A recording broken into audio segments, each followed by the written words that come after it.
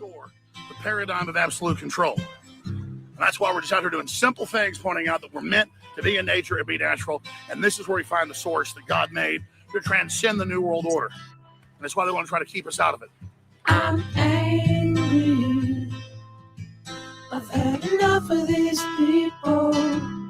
They're a bunch of Christian murderers, scum. They're on giant death factories, keeping babies alive, selling their body parts. What more do you need to know about these people? I go out and face these scum. They literally crawl out from under rocks. They have green-looking skin, and they run around screaming, "We love Satan, we want to eat babies." I have them on video. Hillary's in the creepy, weird, sick stuff, man. She sleeps in the same room with that creepy, weird woman whose mother wears a hood over her head. That woman number one is ugly. Imagine how bad she smells, man. I'm told her and Obama just stink. Obama and Hillary both smell like sulfur. Like sulfur.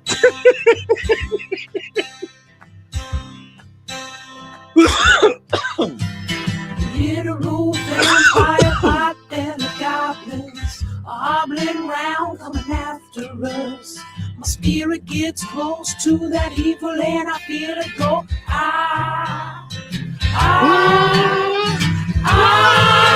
We're such self-centered crap. We don't even notice and itself rising up against us. Millions of pointed people of the very worst type, and I'm so pissed. We're gonna steal your daughter at the mall. We're gonna steal your wife, your son. We're gonna stab you with a butcher knife, and then the police chief is gonna say, "We love our Somalis, we love our Muslims. Oh, they're so good. Oh, they're so sweet." I was watching Fox News as I worked out this morning. It's so fucking good, Look, dude. when you It's so fucking good. Okay. Sorry, everybody. How's it going? What's up, Ginger? Fine, man. How you doing, man? Doing good, brother. How you doing? You know, I'm doing all right. Picked up a new pew today. Oh, yeah? What did you get? I got a Taurus 65. It's a stick shot 357 mag. Okay. I think I've got the Rossi version of that. You know, they call it the Rossi 605. It's my first 357 Magnum. Yep. How do you like it? Pretty gay? Yeah, so far so good. Just need to go shoot it. So far so gay. Is it blued? Yeah. Yeah, it's good. I like blued guns. Right on, man. Well, we got a show for you guys tonight. Boy, oh boy, is there ever nothing going on in the world? You know what I mean? Is there ever like a time when like an entire decade seems to happen in a week? Because we are definitely in that week right now, guys. We are in the middle of a week-long decade of news. So forgive me, for there are many, many, many stories for which we will not be covering because, again, there's just so much going on. But there's also a lot of things that we will be covering. So we'll get right into it here in just a second. Yeah, man, I was like, before we actually cover any stories, I was watching pre-2020 election. I guess it's 2024 election, excuse me. Maybe it was 2020, I'm not sure. Where Trump was giving a speech at one of the MAGA rallies, as he does. And he was talking about Iran, as he has in the past. And he was basically laying out in that speech, which was either 4 or it was either like 1 or 5 years ago. I'd have to look at it again to determine which it was. He was laying out how what's happening in Iran right now needed to happen. He was laying out, and this was a speech that he was giving whilst running for president. So you can't say that like, oh, well, he said that he was going to be the president of peace. And actually kind of makes sense to me when I think about it, why he was pushing so hard last year for the Nobel Peace Prize. Because he knew that after this year, he wasn't going to... Which is fine. But I will say that out of all of the Middle Eastern wars that we could be fighting, I think a war with Iran is the most just, the most righteous, and the most necessary. Yeah.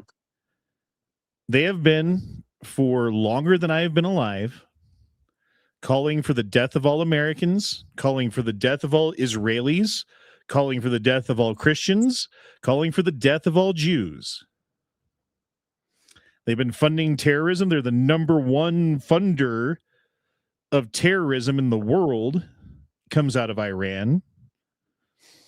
And they also have one of the smartest, most liberal populations that has been suffering under the Iranian regime, again, for longer than I've been alive. Children and women suffer under this Islamic regime, and they will continue to until they are overthrown. I actually met someone today when I went to buy some ammo for the revolver, and she was, her and her family were refugees from, I believe it was Iraq, might have been Iran, but they were also Christian. So they had to get the fuck out of there. They've been here, I think she said 13 years, and they got their citizenship. Well, and they were fleeing persecution. Yeah, for sure, dude. And everyone's like so upset about the 7 soldiers that have died, and there was that like girls' school that was next to their fucking military base for some reason that got bombed, and there's some question as to who bombed it, because I was looking at some analysis of that. Basically, they were saying that, oh, well, that's a Tomahawk missile. But then if you look at the missile, the wings are in a slightly different spot, and Tomahawk missiles usually come in at like a 40-degree angle, and this is coming in at like a 90-degree angle. So it probably wasn't a Tomahawk, which means we probably didn't fire it, which means Trump administration is getting blamed for the deaths of a bunch of girls at a girls' school in Iran. So, you know, there's like people like fucking foaming at the mouth, who, by the way, the people who were foaming at the mouth over Iran did not give one shit about Iran about a month ago or whatever that was, when the Iranian regime was slaughtering, I think the numbers are between 20 and 50,000 people.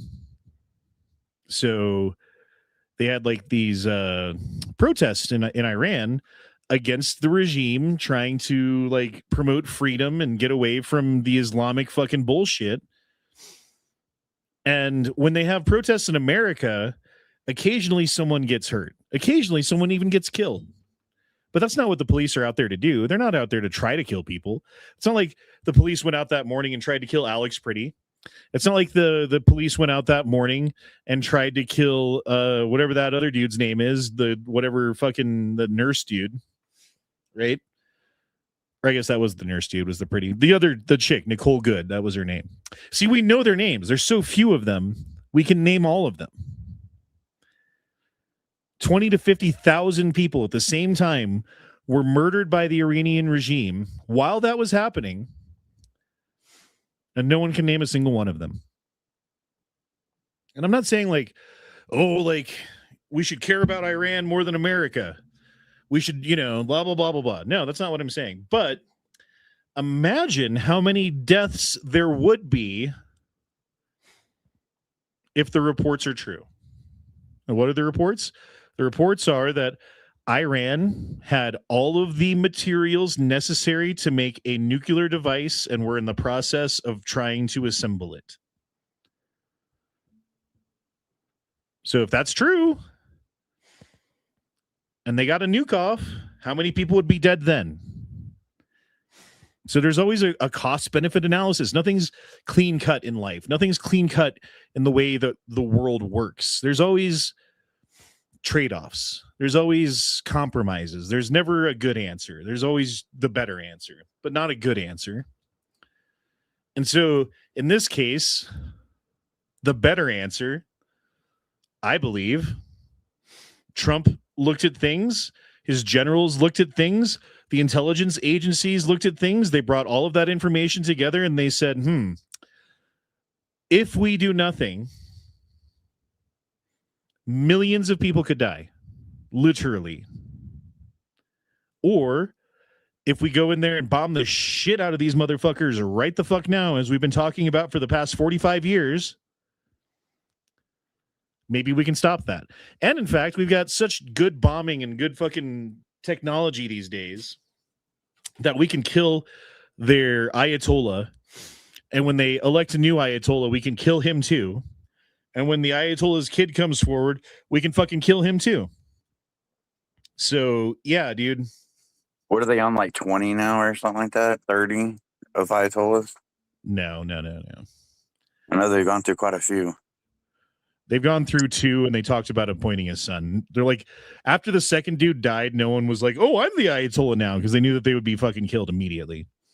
Oh, I could have sworn I heard somewhere else that they were already up to like 17. Well, let me look it up real quick. They went through like 17 so far. I highly doubt that's true, but let's find out.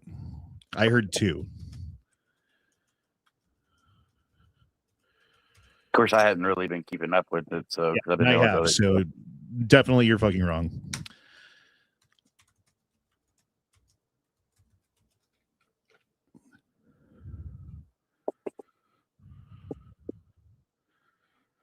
Hold on. Wait for it. Wait for it.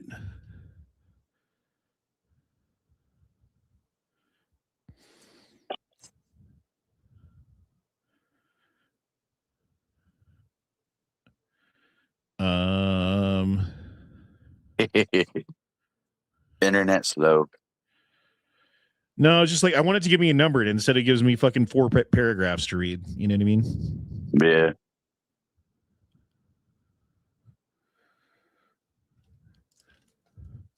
How many? Fuck you. I hate the internet sometimes. Oh, you give me another paragraph to read. Just the number.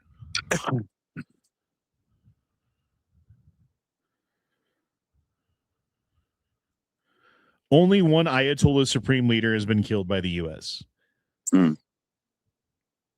The other guy, I think they were going to name him. How many leaders? Oh, whatever. I don't fucking care. It wasn't 17. That's for fucking sure. I don't know where you heard that. Dude, you hear some of the fucking most off of the wall, crazy fucking shit I think I've ever heard in my entire life. On the regular basis, too. Like, where do you get your information from? Everywhere. Not just one specific location. I'm not like that. You should curate that shit, because you come up with some fucking insane shit sometimes. No offense. I ain't offended. I'm just saying what I've heard. Don't know if it's true or not, because honestly, I don't give 2 flying fucks at a squirrel's ass, because the government's going to do whatever the government's going to do, and we're just going to get shit into the stick always. So, right, but you can take a minute to like confirm something. You know? Well, that's why I didn't say it was set in stone that that's what happened. I always preface with, I don't know, or this is what I've heard. Fair enough. Well, we've been hearing lots of stories. Oh, let me actually screen share what we're looking at here, huh?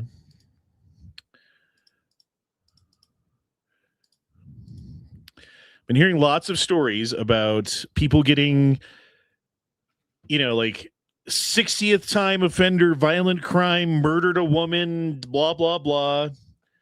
And they get like 6 months in prison, right? You've heard this, I'm sure, Corey. Oh yeah, definitely. Yeah. Like this has been happening basically constantly across the nation, and not only in our nation. Like last week we were talking about a case in Germany, and like other fucking European countries are doing the same fucking thing where judges are just like, oh, well, if you're black or if you're an immigrant and you commit a violent crime or you murder someone, we're just going to be like, oopsie daisies. Sorry about that, everybody. Slap on the wrist, back to work. But if it's a white kid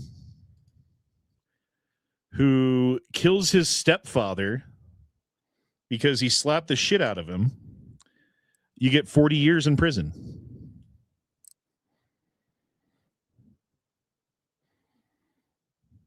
Definitely skewed. So there's that. Oh, here's did you hear about Zorhan Mamdani's wife celebrating October 7th?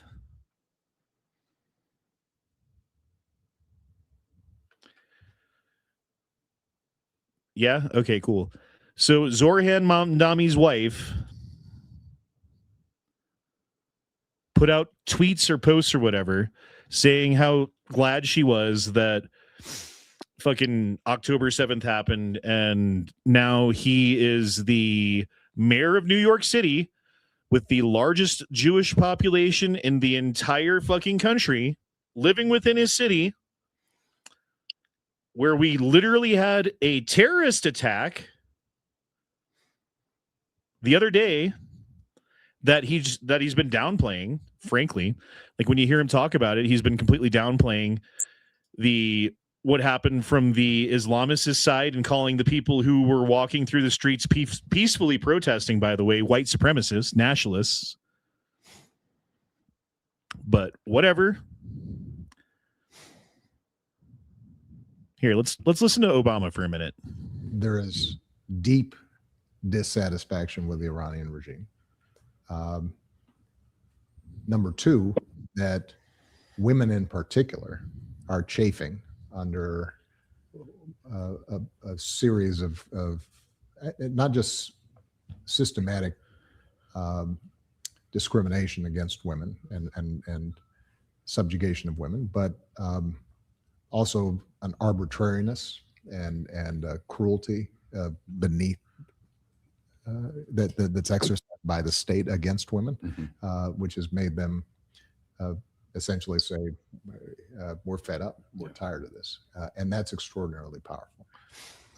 So this is Obama, the people that everyone on the left loves. Everyone on the left says is the best president that we've ever had, the most well-spoken, the most soft, it's hard to predict, who dropped more bombs on anybody than any other president in history. One thing that is expressing regret because he dropped $450 billion or something like that. I forget what the actual number was, but in cash, it was like $100 billion that he dropped on a fucking tarmac, on a fucking runway in Iran for the Ayatollah to pay them off, giving them power and clout, saying, oh, look at us. The president of the United States just gave us all of this money because they're afraid of us. And what do they use that money for? Do they use it to like build up their country or bring freedom to their people or educate their people or make their way of life better? No. They used it to build bombs. They used it to build rockets. They used it to fund terrorism. And now those same people are in our fucking country. Those same people that the last administration, this guy's fucking vice president, who became president fraudulently, led into the country by the tens of millions, unvetted. We don't know who the fuck they are. We don't know where the fuck they're at. Right. And now we're just waiting for them to pop off, as they did in New York City, as they're going to do again. I guarantee you. You don't let this many Muslims into your country and not have problems. It's never happened before. Anyway. He's looking horrible, by the way. Looks like he did. Yeah, he's old as fuck. See, here we have another one. Meet Jose Martel Arriguera, a criminal illegal alien from Honduras, who was arrested in North Carolina on nearly 60 charges related to sex crimes against children. 60.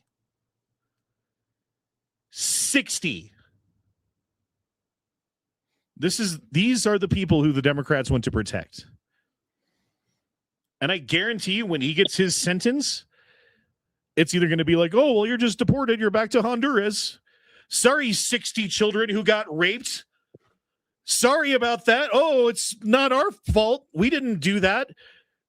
It was that guy. But don't worry, we got him out now. 60 children fucked for the rest of their lives. 60 children scarred emotionally and physically with no retribution. There's no solving that. There's no fixing that. There's no bringing that back to normal. There's no fucking making those people whole again. And it's completely fucking avoidable. It's 100% avoidable. All they had to do was not let people into the country under Obama. Or under Biden. It's the same fucking thing, right? Anyway. Here, let's listen to Trump now. Yeah, please. Thank you. Mr. President, you've said the war is, quote, very complete, but your defense secretary says this is just the beginning. So which is it, and how long should Americans be prepared Well, I think for you could this war say to it last both. for? The beginning, it's the beginning of building a new country, but they have no Navy, they have no Air Force, they have no anti-aircraft equipment. It's all been blown up. They have no radar, they have no telecommunications, and they have no leadership. It's all gone. So, you could look at that statement. We could call it a tremendous success right now as we leave here. I could call it, or we could go further, and we're going to go further. But yeah, please. So they're saying that, that President, Trump you doesn't said have the a war is, plan, quote, very that he's going through things and he's just reacting. And actually, what exactly did he say? And this is, well, first of all, Aaron Rupar, which if you look up Rupar in the dictionary, what is a Rupar? Let's put this on the chat. Does anyone know what the term "you made a Rupar" means? Do you know what that means, Corey? You have any idea? I'm trying to think. I know I've heard it before, but I hadn't heard it in so long. I'd be guessing. So no. So Rupar is a journalist, quote unquote, who is known for lying. He is known for bending the truth. He is known for framing things. He is known for making the opposite point of what the actual point is. He's known for completely ignoring facts. And so when you say, oh, you made a Rupar, it means you fucking lied out of your fucking teeth. You're lying like that one, with every fiber of your being. like that one journalist did about being in a helicopter crash or some shit like that got lost his job. He lied out his ass.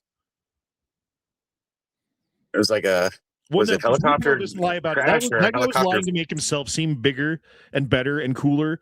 Rupar just lies. He doesn't even lie about himself. He just lies because he's so politically hack on one side of the fucking fence that he can't even hide it. And everything that comes out of his mouth, every single story I've ever seen from him has bias and false claims and framing and like every little fucking trick that the media does. And he's like, you'd say that he's a master at it, but he actually fucking sucks at it because he's so fucking transparent. Anyway, Jason Crow, who is my local fucking politician, my local senator, who is also the most gaslighting, lying, fucking narcissistic piece of shit you've ever fucking seen in your entire life, is also here being like, oh, there is no plan. They got into the war with no end game or strategy. The American people are paying the price for Trump's chaos and conflict. And he's always trying to go viral. He's always trying to make, like, this guy specifically, he's always trying to fucking like be on the side of the thing that gets people to fucking talk about him. Like he is just a clout chaser. He has no substance. He has no soul. He doesn't stand for anything except for power. And that's the only thing these fucking people care about, because they know that the whole think about this. The ship is sinking. Do you guys know that? Do you guys know that the ship, we already hit the iceberg. We'll go back to the Titanic thing, right? We hit the iceberg a while ago. I agree. The lights have turned off. The band has stopped playing. The fucking deck is starting to list. That's where we're at. And that shit happened when Trump wasn't even in office. Like the smashing into the iceberg and all the things that happened. They were just like put him in the captain's chair, and they're gonna blame him for everything that happens now. Yeah, I feel like we're a little further along, but that's just me. But I totally get what you're saying. Oh, here we have a Capitol police officer who was honored in the new January 6th plaque at the Capitol Hill, was just indicted on 9 felony charges, including rape and sodomy. Apparently, this guy was meeting up with girls on Tinder and stuff like that, drugging them and taking them back to places and doing things to them and dropping them off places. But he's a Capitol Hill police officer, right? Means he's a hero. Fucking ridiculous. Feds subpoena Arizona Senate for debunked 2020 audit election. See, there you go, Axios. If it's debunked, then why do you care? If there's nothing there for them to find, then let them audit it. If there's no information that they're going to find that shows anything was wrong with the Arizona election whatsoever, and you guys have nothing to worry about, then why do you care so much? Exactly. Weird. Oh, it's Jason Crow again. What do you know? But, you know, they've said this about a lot of things. No other president could do some of this shit I'm doing. No other president. The things I'm doing, nobody else was going to do it. They say it all the time. Sir, could you do this? You're the only one can do it. No. I laughed at that when I heard that. It's true though, for more than one reason. First of all, because he is the president who will say the things that no other president would say because it's politically incorrect, but Trump's just going to say the shit. So that's first of all true. So yeah. But secondly, it's true because you don't know what he's going to do. The guy's unpredictable, which is part of what makes him so powerful, which makes him so persuasive, right? When you're talking about like, oh, the tariffs and how terrible the tariffs are, and oh, he's throwing out numbers at people and he's upsetting the markets and everyone's getting upset because he doesn't know what he's doing. That's because you guys don't know what he's doing. He's negotiating. He's going to these countries and saying, I got you by the fucking nutsack, bitch. And if you don't do what I fucking want, I'm going to squeeze it. And they're like, oh, shit. Please don't squeeze our nutsack, Mr. President. And they give him what he wants. And they try to neuter him. Sorry, I'm on balls today, I guess. I don't know. I'm kind of pissed off tonight. Because they tried to take away his ability to impose tariffs on other countries. But what they did was use a very narrow fucking lens to go after one specific part of the power that he used to go after to set tariffs, and didn't actually do anything to curtail his tariffs. They tried. But the thing that they did do with that whole situation was convince all the fucking retarded NPCs out there that the courts ordered Trump to stop the tariffs and he didn't do it. And so Trump's going against the courts now. Don't you understand? Because people don't understand nuance and they don't actually look into things, and they hear things like 17 Ayatollahs. You know, that was actually Matt that said that. You go to a chat that you weren't able to make the other day. That's where he was talking about it. Well, he's fucking, he needs to look at shit too then, and he's retarded for saying that shit because it's not fucking true and verifiably false. Verifiably false within 1 fucking minute of looking it up. Either way, it's still fucking funny. Video of armed man involved in a shooting at 290 Austin today. Okay. Leo sent me this one. He said he was in the sandwich shop across the street when this happened. Hey, shorty. Get a fucking car! I'll fucking shoot you! Don't shoot, man. Don't shoot. Hey, don't shoot him, shorty. Hey, man. Why is there always like 4 black dudes on the side of the street being like, hey, man, don't shoot him, man. He didn't do nothing wrong, man. What you gonna do, cop? Why is there always 5 fucking black dudes doing that? He ain't got no weapon or nothing. Hey, who get caught? Who get caught?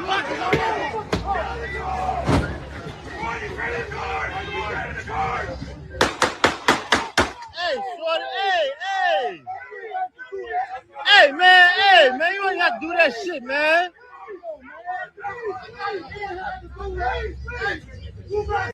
Yep. That's what happens when you try to run over police officers with your car and they're telling you to get out of the car and you keep putting it in reverse and drive and reverse and drive. To answer your question, it's because they don't have a fucking life and they want to be shit starters and, you know, fire starters. So they always have to be around the bullshit. Hey, So, man, he didn't have no weapon or nothing, man. the car's the fucking weapon. Hey, Hello. man, he wasn't doing nothing, man. You ain't got to shoot him. Like, why don't you shut the fuck up and back the fuck up? Right. Like, I really yeah, shoot him some more. cops do fucked up shit in this country, and they enforce unjust laws that are not constitutional, and there are lots of things that are fucked up that the police do. But I see shit like this, and I'm like, yeah, fucking give them more power. Yeah, I don't care if they fucking, you know, like next time a cop's on the wrong side, like I'm on his side. I don't give a shit, dude. Like, fuck off. We need law and order in this country, and we don't have it. And that's one of the things that will lead to the end of our country. Like, yeah, it sucks having some jackbooted thugs doing some stuff that you don't like on occasion, right? But you know what sucks way worse? Having mobs of people ripping you out of your house to steal your shit. Having mob justice against people who weren't guilty of things. And perhaps they target you or your wife or your son. And then a mob of people kill your son in front of you and there's nothing you can do. You know? What's worse? What's worse? Oh, well, I mean, like, yeah, it sucks when the cops do stuff, but at least maybe you could go to court about it. At least maybe they have some rules that they're supposed to follow. At least maybe there's some accountability there. Is there any accountability with mob justice? No. There's not. Not with mob rule. Not with WROL, which everyone talks about all. Oh, I'm ready for WROL. I got my guns and stuff. Yeah, how's that going to go for you? Not good. We need law and order in this country. We need to have some semblance of people agreeing that the court system is valid and police are valid and the laws should be followed. And the more of that, like, not this shit specifically, because, you know, the guy's obviously like they're trying to give him a lawful order to get out of the car and he's not doing it. Like, I'm not talking about this stuff. At a point, this is completely understandable. At a point, I'm on the cop's side. At a point, I'm like, why didn't you shoot more? Right? And I'm at that point right now with this. But the other side of it is when your kid gets killed, you got to count. You got to be able to count on the police to investigate it and arrest the correct person. You have to be able to count on the prosecutors putting the case together and proving it in court. You have to count on the court system holding the people accountable and putting them in prison for an appropriate amount of time for the crime that they committed. You got to count on the prison system to punish and reform these people so that they aren't back in society doing it again. And right now, with the way things are, it's pretty hard to trust the police. It's really hard to trust the courts. And it's really, really hard to trust the fucking jails. So I don't know what to do about that exactly. But I do know that That's an understatement, to be honest. I do know that things need to change. And if they don't, again, I mean, we're at the death throes of the country. Maybe we could get some fucking underwater welders on the outside of the ship and start fucking welding panels onto the fucking giant hole in the side of the hull, and we can get those pumps working, and the bilge pumps can start keeping up with the water that's flowing in, and we can actually sail down and limp out the fucking out of the way, right? Right. But No, I'm right there with you. I wish our court systems were better. I wish our police was better. I wish they would fucking, punish the bad and, protect the good like they're supposed to. I just don't know if that's ever going to happen again. It's just getting worse. I want to trust police again. I want to trust law. I want to trust, the courts. I can't. Not anymore. I saw this. I really liked it. 私たちはニューヨークで生まれ育ちました。そしている皆さん、ここにいる皆さんにはニューヨークに残ってほしいのです。私はアイセスに忠誠を誓う。アラフアクバル。これらの卑劣な行為の原因は明らかです。白人至上主義です。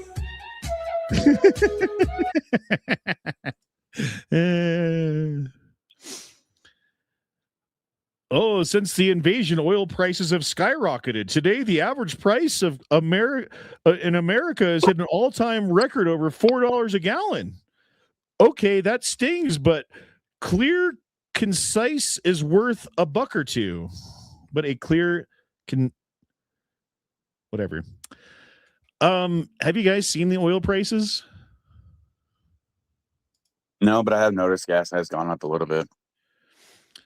So if you look at March 6th, which is before there was a spike, gas was sitting at about $90 a gallon, or $90 a barrel. That's crude oil, I guess is what I'm looking at, right?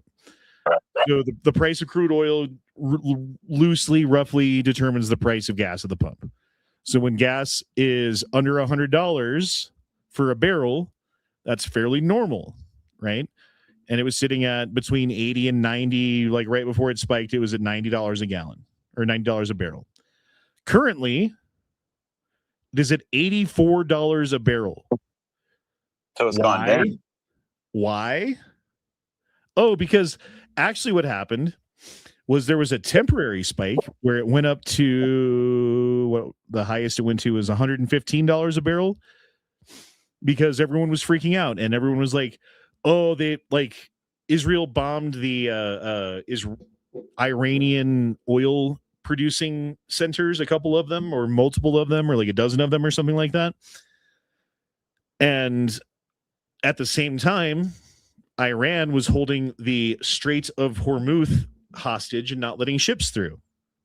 So Iran produces roughly 4% of the world's oil, and significantly more than that goes through that strait, right? It's like 15% of the world's oil goes through that strait because it's all coming from Saudi Arabia and Yemen and Qatar and all these other oil producing countries have to use that fucking strait right there, right?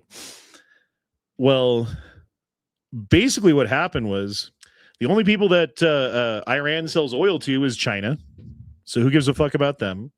We've got our own oil reserves here. So we can still release those reserves at any time. Trump built those back up after Biden. Biden brought those oil reserves to an all-time record low of our country. And, Trump at the same time as lowering gas prices also refilled the oil reserves, which is pretty cool. So he's got that on reserve that he can fucking release at any time to basically like drop the price of oil if it ever goes too high. But at the same time, they bombed the shit out of the entire navy of Iran, making it impossible for them to hold the strait, and then guaranteed the safety of all the ships going through there. So problem solved. Like Trump had a plan for all of this shit. They knew what was going to happen. They knew when they bombed the place that they were going to go after that strait. They knew when they bombed the place that the price of oil was going to go up. And they had a plan for all of it. It was well thought out. And anyone who says that it's not, you could just point at the fucking price of crude oil and tell them they're retarded. So there you go.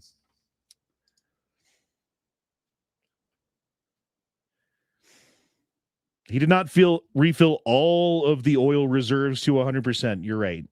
Age of whatever. But they are way higher than they were under O'Biden. I call him O'Biden.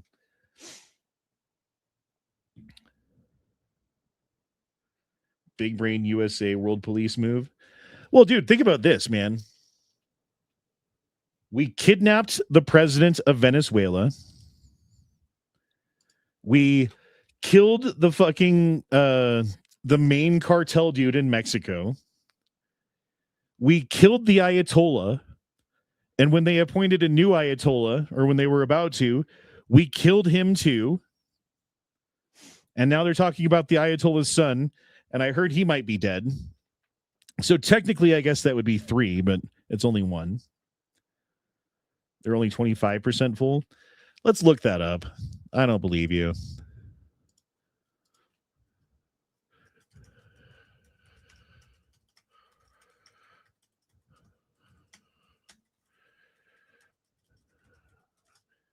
What percent full are the oil reserves in USA? 58%. So you're wrong by half. You're wrong by more than double. You said 25, it's 58. What were they under Biden? Hey, I got to go. I think I got a tornado in the area, so I got to go and take measures. I'll tell you later. Cool. What were they down to under Biden?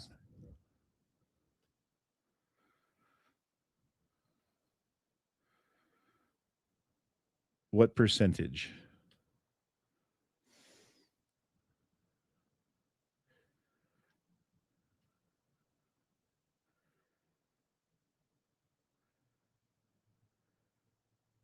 When Biden took office in January, they held about 638 million barrels.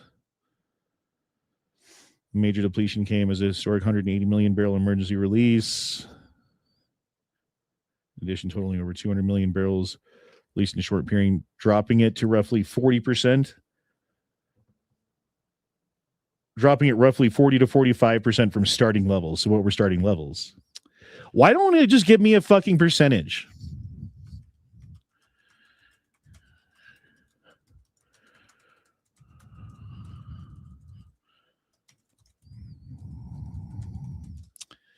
Just give me a percentage without all the bullshit.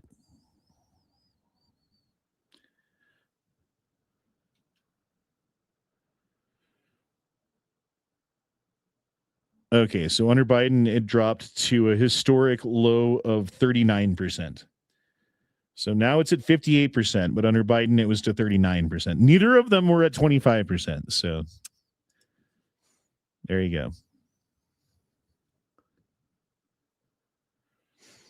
I shake my schlong at tomahawks. All right, anyway.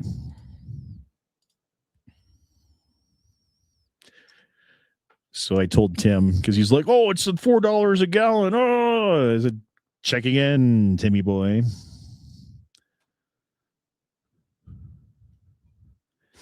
From 1959 to 1973, the cutoff for mentally retarded was an IQ of 85, right? So you guys remember watching Forrest Gump, and they said that he had an IQ of like 81 or whatever it was. They're like, oh, he needs to go to the special school. In 1973, the mental retardation cutoff was changed from 85 to 70 IQ, literally because too many minorities were considered retarded. Here's a world map showing IQ ranges. Look, 65 average. That's average, bro. That is so fucking dumb. I can't even imagine what it must be like to have an IQ of 65. Like, how do you even make it through the day? I don't know that you can. You just go around assaulting police officers and getting arrested and 60 fucking times or whatever.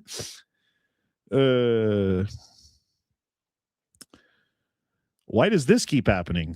Canadian trans identified male sentenced to 5 years in prison for stabbing his 8-year-old daughter and assaulting 7-year-old son.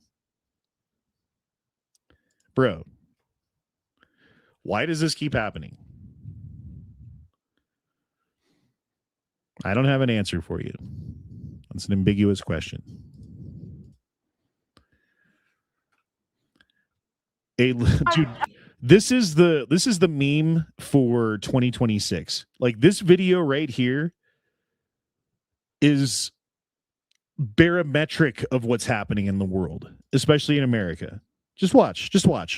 We were born and raised in New York, and we want everyone here to stay in New York. Yeah, we want them to stay. You don't get to come from outside and then tell everyone else. So as he's yelling like, oh, we're from New York and we want all these immigrants to stay here, and the ICE people need to stop enforcing these laws against these people. They're not immigrants, they're our neighbors. And then one of his neighbors yells Allahu Akbar and literally throws a burning fucking IED over his shoulder and runs away. Are you fucking kidding me, dude?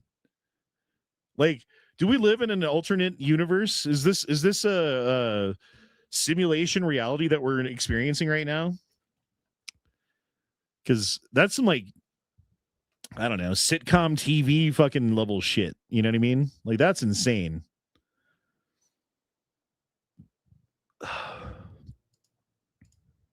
Anyway. Oh, here we go. Child 5 shot in head execution style after riding his bicycle onto felon's property. What does this say? I don't give a shit if he's white. It's time for revenge. We're tired of shit. Over with. Now we shoot y'all. Go cry to your mama. Blew his little white privileged brains clean out of his head. Hashtag Black Lives Matter. Why does this keep happening? Maybe Terrell Kent or Dante Salvador could tell you about it.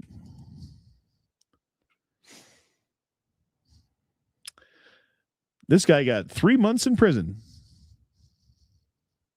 Depraved sicko admits he murdered estranged wife, buried her body, then dug it up to the corpse. I don't know that he got 3 months, actually. That's just what I said. I bet he got 3 months. I don't know that he actually did.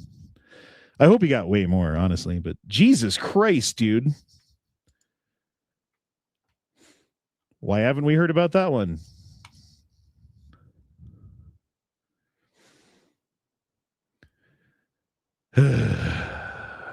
$31 arrests, unidentified victim set on fire, 72 arrests, victim set on fire, 45 arrests, victim murdered, 39 arrests, victim murdered, 33 arrests, victim murdered, 30 arrests, victim murdered, 17 arrests. Oh, 17 doesn't sound so bad when you put it like that. And yet still victim murdered. Remember this guy? He was like, I got that white bitch. I got her.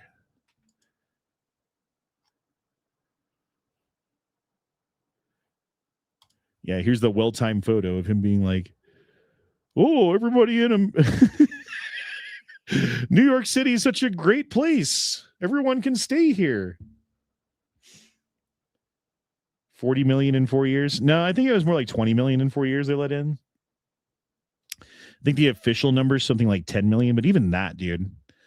And then think about this. If you ask, here, let's do it right now. Let's do this little experiment right now. We're going to go to Grok. We're going to say, how many illegal immigrants live in the USA?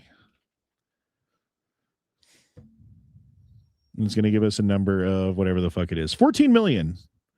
A record high of 14 million. Okay. So how many lived here?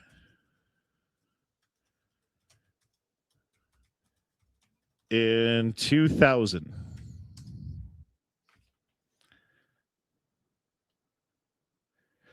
8.6 million. How many were let into country each year since 2000?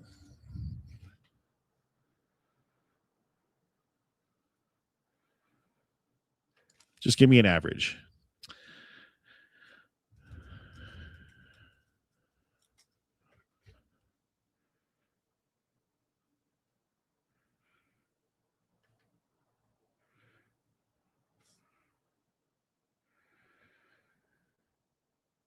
So they're saying 300,000 per year, right? So if we were at 8.6 million, let me get out my calculator. 8.6 million. Well, first of all, 300,000 times 20 years means that's another 6 million people plus 8.6 million. So 6 plus 8. Sorry, hold on. I hit the wrong button. So we got 14.6 million people before COVID started. Then during COVID, it was basically dropped down pretty low. And then Biden got in. And under Biden, it was 10 to 20 million. So that means that we have between 24 and 34 million people in the country here legally, according to the math provided by the data and statistics that AI gave me. Now, if you look at what the original number was, it was 14 million, right? Which means they're missing about 10 million people, 10 to 20 million people. They're basically not counting anything that happened under Biden and saying that they are. So really the number of illegal, and then you consider this, right? Birthright citizenship. According to the rules of birthright citizenship, there are lots of people who are not citizens, who should not be citizens, who are basically made citizens. Oh, what the fuck is this?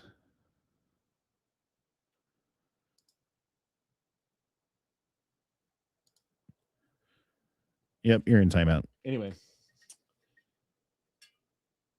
No other country in the world allows birthright citizenship. We're the only one.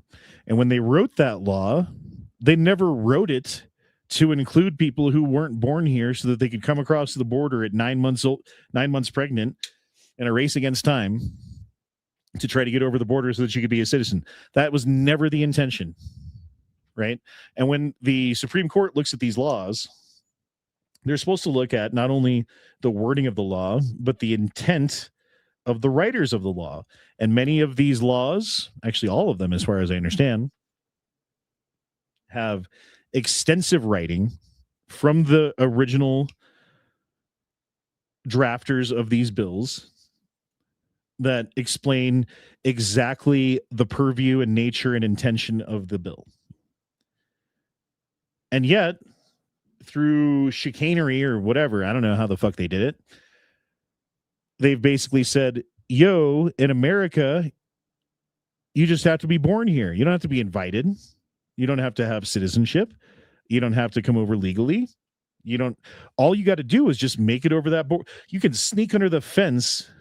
You can sneak your legs under the fence, stick your vagina through a hole and plop a baby out on this side, and it counts. He's in, right? We're the only country in the world that does that.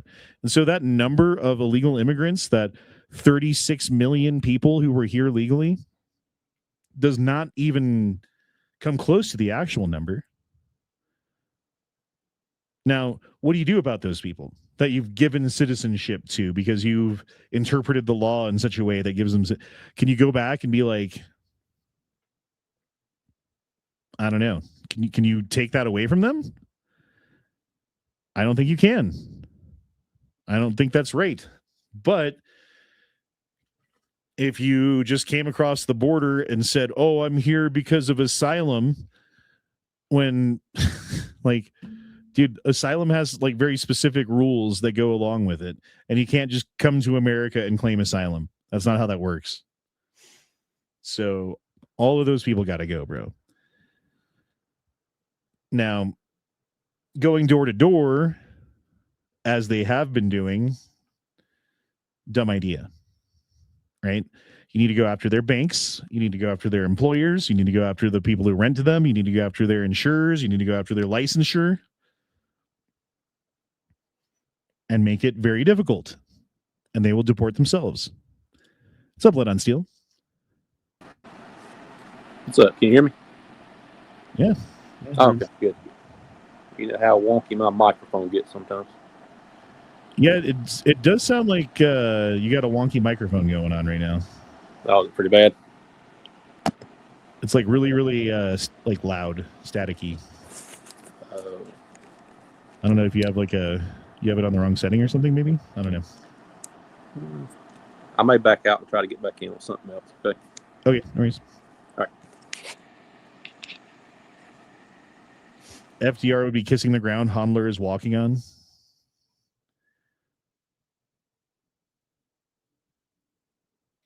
Yeah, well, I don't know what to do about it, dude. I don't know what to do about it. But I do know that going after people door to door, trying to like profile people on the road and being like, hey, you look brown, pull over. Let's check your papers. I mean, that kind of, I'm not saying that's Nazi, right? Because here's a huge difference, right? Like the Nazis were looking for Jews and they were rounding up Jews and putting them on trains. And then had those trains just gone to Poland or something, or whatever other country that wasn't, I guess Poland's a bad example, but like they went to some peaceful area and the people on the trains were allowed to get off the trains and live. The Nazis wouldn't be the bad guys that they are. But the problem was where they took them. They didn't put them on trains and take them to a new country where they could live. They didn't deport them. They put them on trains and put them into death camps. So that'd be a huge difference right there. But still, I don't like the way that it looks. I don't like the way that, we shouldn't be going around asking for papers. Because that is Nazi adjacent, even if it's technically way different than what the Nazis were doing. What's up, Z?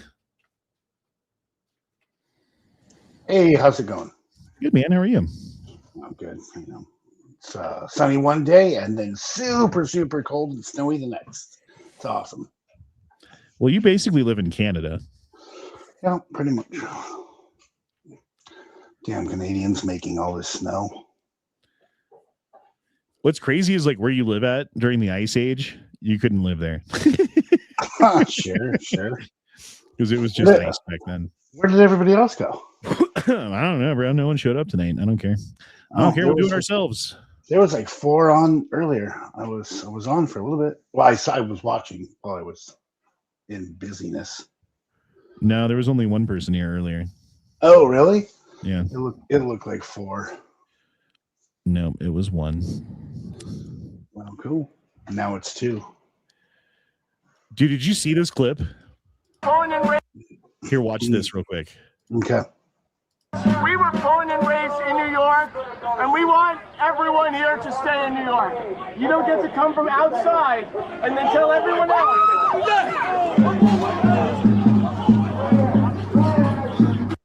So literally as he's like, oh, we want all the people in New York to stay here. All the ice is wrong. We want you guys to like be able to.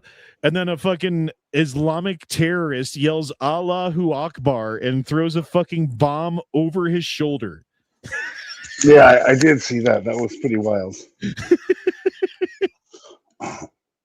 That's an interesting way to make some drama. Well, it makes me like, it's like the most ironic thing that could possibly happen in that situation. Right. Like the guy's like, oh, we like these guys. Like who are like a big part of the Trump administration. Who are they worried about? Islamic terrorism, because how many people were let in from Islamic countries unvetted during the Biden administration? We don't even know. Right. That's the problem. We don't know. There's so many of them. And we don't know where they are. We don't know who they are. For sure, a lot of- and a lot of them were born here too, so that's crazy too. Like, you know, they were raised from people that came originally from many moons ago, from before either administration, and they were there previously, and then they had kids, and then they raised the kids in that ideology. So there you go. Right. And what do you do about that? I mean, like, we have this thing called the First Amendment, which kind of guarantees people the right to practice whatever religion that they want in this country. Yeah, you got to kind of wonder if they have like some sort of weird programming, like the needle in the box or whatever, where anything can trigger them, or there's a trigger word, or there's something. Oh, yeah. Like are they going to be subservient to their previous masters that they actually don't even know, and then do whatever their parents say, or whoever's the puppet master, or are they going to say, hey, no, I was born here, this is my life, I'm going to do what I'm going to do, because they were essentially born with freedom, theoretically. So yeah, I mean, that's a good question. Well, you say that.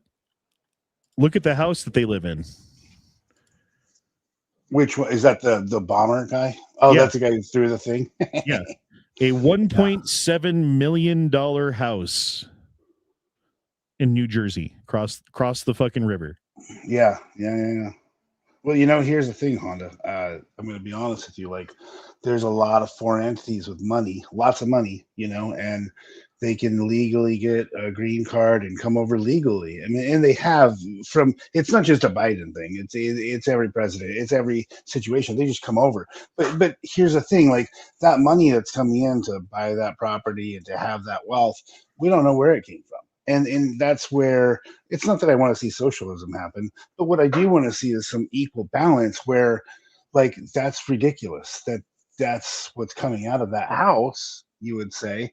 But then at the same point, like, I mean, that could be literally one of the royal family's houses that we would never even know.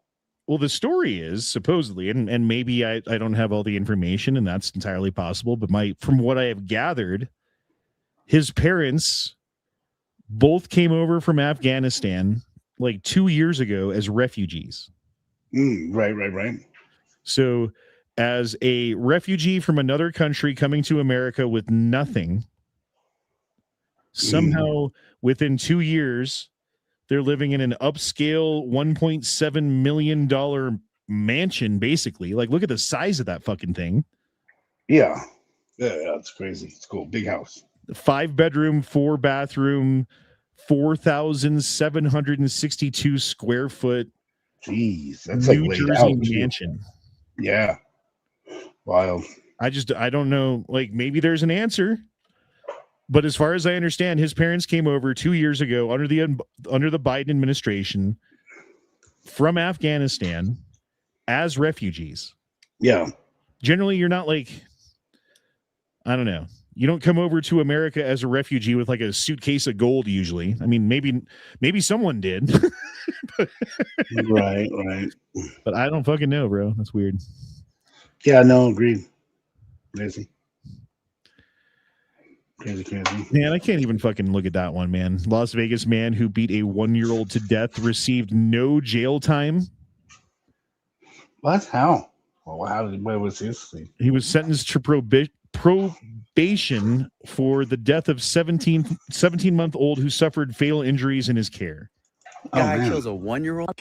A Las Vegas man who beat a 1-year-old to death has received no jail time. Christian Moniz Rubino was sentenced to probation for the death of 17-month-old Kai Tesoro, who suffered fatal injuries while in his care.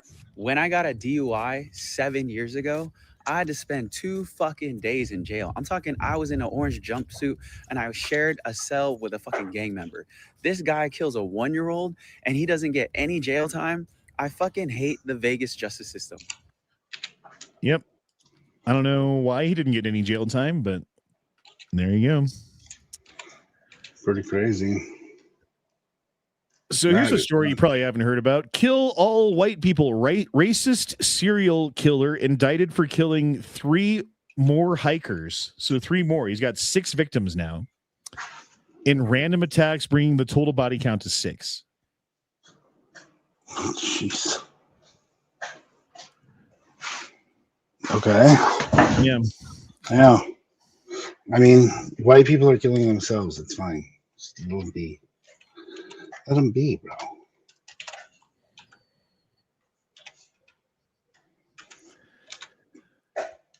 Okay, here's another one.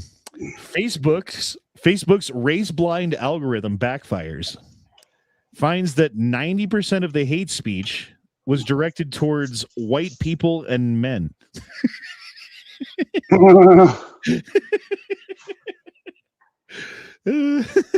Good Lord. No, I think a lot of this is, what I honestly do, is if you want to provoke people into violence, the thing that you do is you lie about them and you make them the target and you do all the things that are happening until there's going to be like white people who are like, I guess we're the target, now act accordingly. And then you're going to get violence from white people. I think that's what they want. Sure. Because as soon as you get that, it's game on. As soon as you get that, you know, like, think about how the media controls everything and like the story about the serial killer guy, right? Like, let's say there was a white serial killer who was going after specifically black people, and they just found out that he had 3 more victims than they knew about. I think, and maybe I'm wrong, but I honestly think that it would be front page newspaper across the nation. Every single one of these people's names would be known, you know, to everybody. Everyone would be like Alex Pretty, and you know, like, they would know their names. They would just know their names because it would be plastered everywhere. But since the races are reversed, it gets completely ignored. Yeah. And I don't know. Maybe there's a reason for that, because I think it's like 60-1 is the statistic as far as violent crime, interracial violent crime, when you look at black perpetrators and white victims and black perpetrators. It's like 60 white victims for every black victim or something like that, or it's like 50 or something like that. It's like 50-1. It's crazy. So if they did actual like balanced reporting, then all you would ever see is stories like this. You know, so maybe that's why they do that. I don't know. Well, pretty interesting stuff there. I mean, I'm glad that it's been settled down over here, at least for as far as the stuff going on like in Minnesota, the state I'm living in. You know, and I haven't heard any news coming out of any other states recently, so that's kind of nice. You know what I mean? Like, have a break from it. Granted, there's the war not war going on, which is stupid. But yeah, like, it's good to have a little break from things, regardless if we're being distracted or we're not being distracted or whatever else is going on, you know? Well, I think everyone's pointing at Iraq and Iran, or Iraq and Afghanistan in like 2003 or whatever, and the parallels to today. And fair enough. Like, you might have a valid point. I would say, though, that there's a pretty big difference, right? When we were going into Iraq, we were looking for them WMDs. Sure, right? sure. Yeah, absolutely. And I could be completely naive on this. So I am willing to eat my own shoes on this subject if later on down the line it turns out that I am on the wrong side of things, because I don't have all the information. It's very possible that with a lack of information, I am on the wrong side. Right. However, the intelligence reports from the Trump administration have said that Iran has basically had the ability and the materials to build several nukes, and that they were in the process of doing it. Now, if that's true, think about the ramifications of not bombing Iran. Like, Iran gets a nuke and uses it. How many people die then? Well, yeah, that would be scary. I'm hearing that. Oh, are you there? Can you hear me? Yeah. What's up? Okay, good. I just lost it for a second. No, so I'm hearing that that even so, you guys were talking, I think, about space travel, going out to the moon. We haven't been there in a long time, and there's people that think that's fake, and there's people that think it's real. So then there's people that are starting to come out and say that they don't think nuclear weapons are actually a real thing. That bombs are definitely, they cluster bomb the hell out of them, but that there's not really, we're not blowing up bombs, and we're not going to have a nuclear war, because that would be it wouldn't the earth wouldn't allow it, I guess, or something along those lines. I don't understand exactly what they're saying, but they're saying it's all false, like that's made up too. So, well, I mean, I know that some of the imagery of nukes that were released to the public supposedly were fake.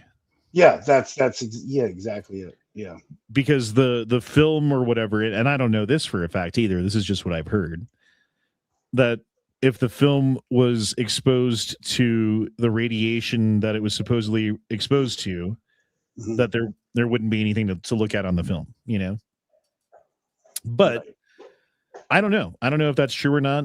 I know that like certainly like the Manhattan Project had all kinds of secrecy and like crazy shit going on and compartmentalization and like who knows what they were up to really, and like there were probably things that they were up to that we don't know about still, that are still classified, I guarantee. Yeah. Where you look at like the moon landing, right? We were in like this arms race for the moon with Russia. And part of that was that we had to have propaganda.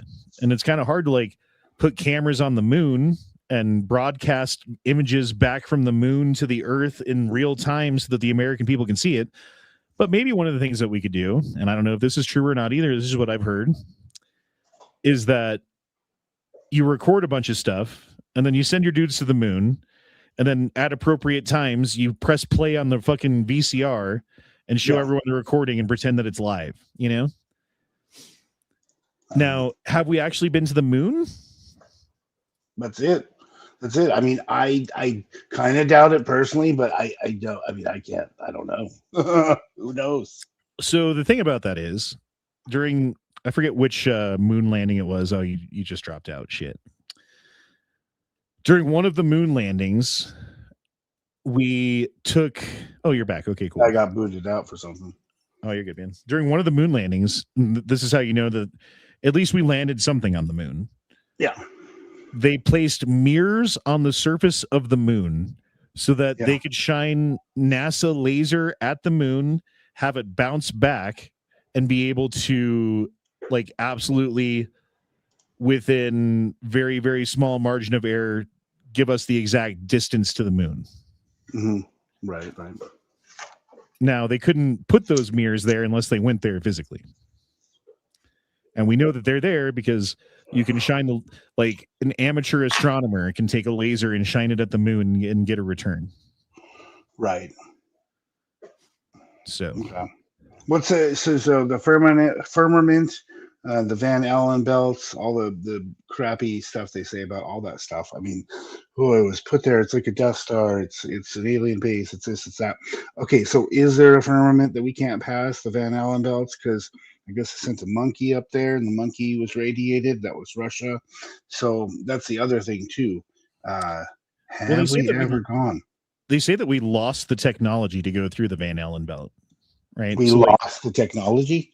So the idea is that NASA rapidly developed this Apollo technology to get to the moon in the 60s, right? And a lot of it was done with 1960s production and 1960s technology and 1960s fucking materials. And they figured out a way with all of that to get living humans through the Van Allen radiation belt. Okay. They didn't save the plans, or they don't know how they did it, or they don't, you know what I mean? Like there's some kind of like secret sauce that they can't fucking reproduce. That's correct. Yeah, I don't know. But that doesn't mean that they don't know how to do it. That just means that they can't do it exactly the same as they did it back in the 1960s. See, and here's the thing. Like, so I've been out to the Smithsonian Museum. I've been out there. Like, I've seen, this space rover and those things. I don't know how the foil lasts in space. I really don't. Like, I don't get that. I don't. To me, it looks frail and feeble. And we have, the closest thing we can to Tony Stark as far as America goes in Musk. And like, come on, man. Well, think about the pressure differentiation between, like, if you go down like a submarine, right? And you go down like 1,000 feet under the water in a submarine. You've got 1,000 feet of fucking water crushing on all sides, up, down every side of the fucking submarine that you're in. Right. In space, it's the exact opposite. There's zero anything in the air, so it wants to suck everything out. But you only need 1 psi. Not 1 psi. You only need like 1 atmospheric pressure inside of the cab, right? Okay. Well, then let me give you a counter to that. So in space, it's a vacuum, right? So if you were to take a drone and you were to put a drone which uses wind energy to propel itself up, and you slowly suck out all of the air within the contained area, so then the drone loses power and the drone's no longer able to power itself. So it doesn't matter how much thrust you have in space, it's not going to move you because it can't push off of anything. It's not pushing off of anything. So I get they rocket out, they make it through that barrier up there, they go into space, and they're being propelled and they're going. And that's where they got to use the gravitational pull to pull back. But once they're on the moon, the moon's not going to have that same amount of gravity and density to give them the ability. And again, how do they push off in a zero? Like, how do they push off in a zero gravity? It's 1/8 gravity is how much the moon has. Okay, so 1/8 gravity, which creates a little tiny bit of non-vacuum, and that's fine. But again, how do they thrust to get back home? So they're in an orbit already, right? And then, I guess that's where the air comes in. Is that where the air comes in? They use air to propulsion? Well, because they have space rockets, right? Okay. And when the space rocket burns, it takes pure oxygen and pure hydrogen, mixes them together, and lights them on fire. Because you can't create the fire in the space, so it's being created inside. Yes, you can. You absolutely can, because you have to provide the oxygen, right? Okay, think about this. Can you fire a bullet in space? Oh, I'd imagine so. Yeah, of course. But there's no air. Sure, the bullet's firing from within the cylinder, which is an enclosed device, and it has everything it needs within the cylinder to fire. Okay. Correct. Okay. Yeah. I'll let it slide. That's fine. That makes sense. Okay. Yeah, and like again, you got Newton's. I think it's his first law: is every action has an equal and opposite reaction. So when you like fire something out, right, you're pushing that way, which pushes you this way, right? Yep. So they have for like little miniature thrusts, right? Like they've got like a big canister of compressed air, and like they need to like rotate a little bit, and they'll just go, psst, psst, psst, psst, and it's just like a little fucking puff of air. But since there's no gravity and no matter, there's no friction, and so the conservation of energy and a little fucking of air makes the whole ship fucking move. You know what I mean? Sure. I was reading a comment. Somebody's like, the moon is flat. What do you say? Just jump off the edge, dummy. Well, it is weird how the moon is in geosynchronous orbit with us, meaning you only ever see one side of the moon. You never see the other side of it. Yeah. Well, which lends itself to the flat Earth argument, because then you look up the only physical body that you can see that has any kind of differentiation on its surface is the moon. And when you look up at the moon and you always see the same thing, it makes you think like, oh well, we live on a disc. You know, it can be explained. Like it's both things at the same time. Both flat Earth and cylindrical Earth are both existent in the same little form. Like you got to kind of work it out in your mind. to understand it. But think about like one of those old school compasses that's round. The Earth sits on the middle on this disc, and it's floating in this thing. So our little edge that we have, the edge of the world, the ice wall, that's most likely true. I mean, it most likely is true. And whether or not there's more chambers than just one, let's just say it's just us in there, it still can be that there's an ice wall if the whole thing is tilting and moving. And why wouldn't it? We live on a bunch of plates. Like we live on a bunch of fractal plates that come together, and there's magma in there and things that hold it together, and it all flows like a living life form. That's why. What's wrong with that? There's nothing wrong with it. It can be both flat and not flat at the same time. Well, I mean, our experience of Earth is generally that it's flat, because not many of us ever get to go up into space and see the Earth from any other perspective, you know? Sure, yeah. And even like flying on an airplane, as high as an airplane will go, like 30,000 feet or whatever. Yeah. The Earth is still so vast and big that at 30,000 feet, it appears flat. Yeah. Yeah. And there you go. And that makes sense that in order to get to the edge of the wall, you're always going to find a wall unless you're at a certain place at a certain time where the wall has an opening, and people talk about these openings. Well, there you go. It's just you have the resources to get to a place where there's an opening at the right time. Turns out we can't do it in our backyard in a Ouija board, Well, I mean, the thing is, though, like you can physically go down to Antarctica. You can physically go to the North Pole. You can go to Greenland, There's a foot race across Antarctica. Did you know this? It's not like a race as in like everyone goes at the same time and stops and there's like a start and a finish, but I mean there's a start and a finish, but it's like a time trial kind of thing. And like dudes set across with snowshoes and walk across Antarctica. Like more than one person has done it. I think that's fucking insane, bro.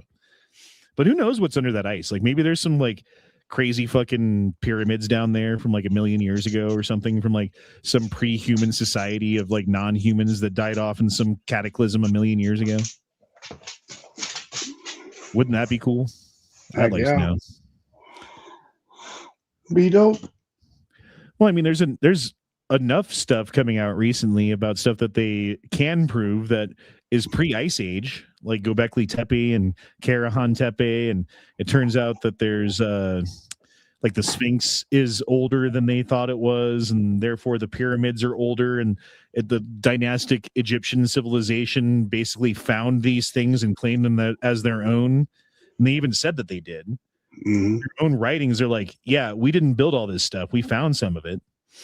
And like, look at their the stone pots that they make. They're perfect. Like they were machined on a lathe, but the dynastic Egyptian civilization had no such technology. Yeah, those civilizations are crazy. Those just mathematical cylinders that look like jet engines. They're incredible. Where are those? India, I think, or I don't know, but they're just some of the churches, and just the architecture in the churches alone are incredible. And we don't do that sort of thing anymore. That doesn't happen anymore. We don't do the art we were doing, 100 years ago today anymore. Nobody does that thing anymore. Like it's sad, to be honest. But dude, I was randomly looking up, you can buy churches. Yeah, I have a friend who has a church. Well, you don't even have to make it a church. There's just like buildings that were churches that could be churches again. Yeah. And there's like a Craigslist fucking website for churches where people buy and sell churches. Okay. Oh yeah. Cool. And they go from anywhere from like not that expensive, like there's churches in Michigan that you can pick up for like $20,000. Yeah. And they're like 100-year-old fucking stone and brick fucking churches that are, like someone cared about a long time ago. Like, yeah. Obviously. Right. A lot of people down here buy old schoolhouses too. Old buildings are great. I mean, I love living in this house.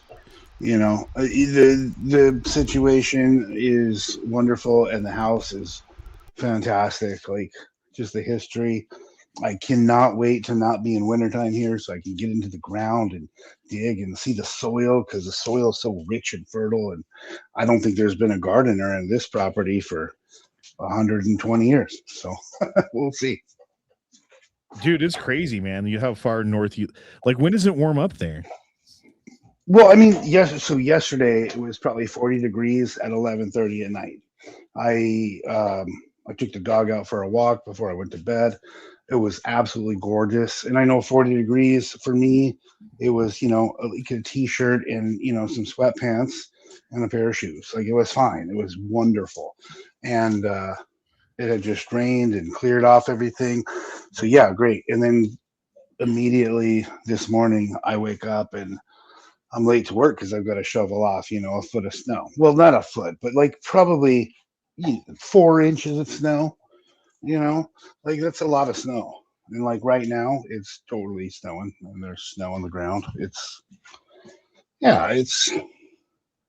Oh, I guess it's died down. Oh, no, it's snowing for sure. Never mind. I had to look. So did you hear about the attempt on President Trump's life? Another one? Oh, no, not at all. So the Islamic regime paid a Pakistani national to assassinate President Trump at a rally in 2024. He says he believes the Butler attempt was organized by Iran as well. They're saying that the suspects, Iran was behind the assassination plot. And this was before Trump did anything with Iran recently. This is back in at a Trump rally in 24. No, Makes I haven't sense heard why any he of hasn't that. been dead.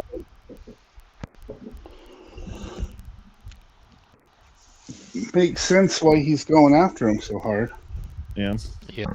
That and to appease our masters. So this was in Minnesota at a Democrat-only event. Most in attendance were from Somalia. Oh, good Lord. Imagine that. So stupid.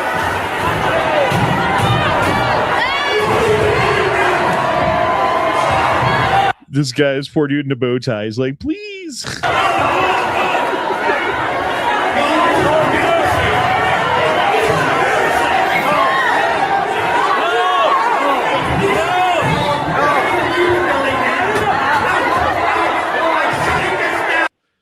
Good old democracy. Yeah. So here's the building in Kuwait City, which is the Public Institution for Social Security headquarters. Kuwait?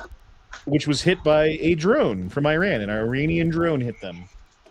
And I said, it is funny to me how no one is like, quote, I wonder if that building is going to fall into its own footprint at free fall speed due to damage caused by fire.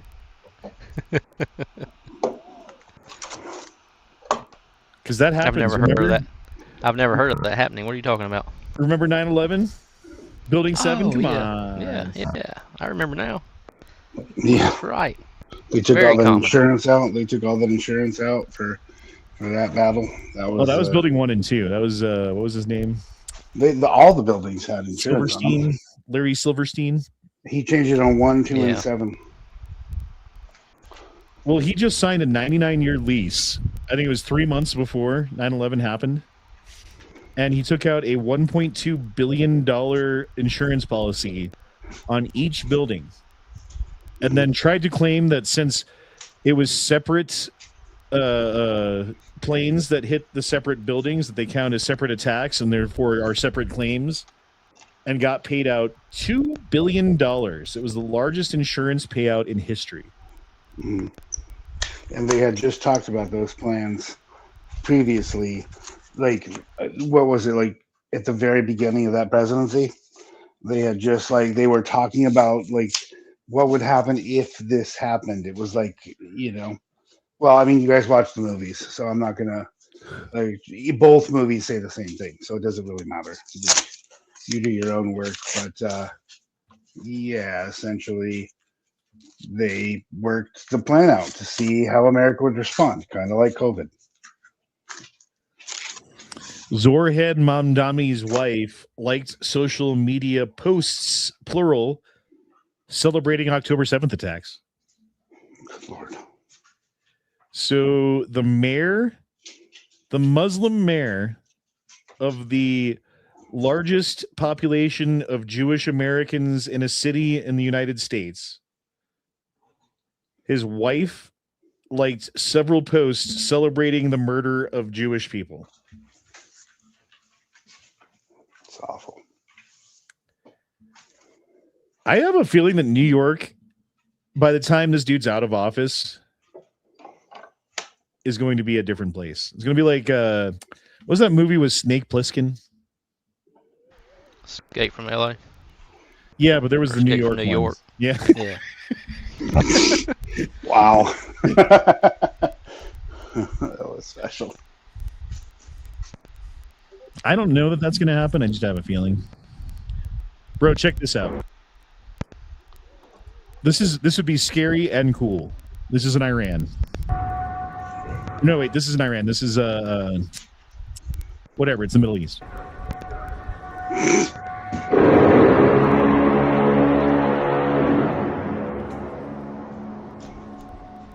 That's their anti-aircraft gun. You hear that thing?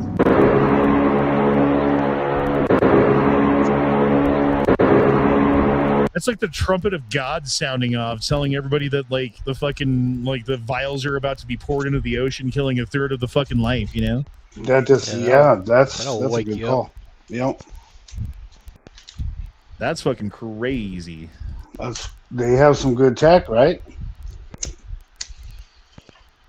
So this is footage of an American counter-rocket artillery mortar, or CRAM is what that is. It's called a CRAM. System engaging drones and missiles fire near Green Zone U.S. Embassy complex in Baghdad, Iraq. Baghdad looks like a nice place. Look at these buildings. Doesn't look nice. I don't know where you think, but okay, lofty. I can see it, I guess. Yeah. Okay, but no, I would not want to live there. I mean, I'm not saying I want to live there. I just said the buildings look nice. That's all. I'm surprised. Hillary Clinton says she will not hesitate to take military action if Iran attempts to get nuclear weapons. Kamala Harris says Iran is the greatest adversary of U.S. So it seems like no matter who you voted for, someone was going to fucking bomb Iran. Yeah, one way or another, it was going to get done.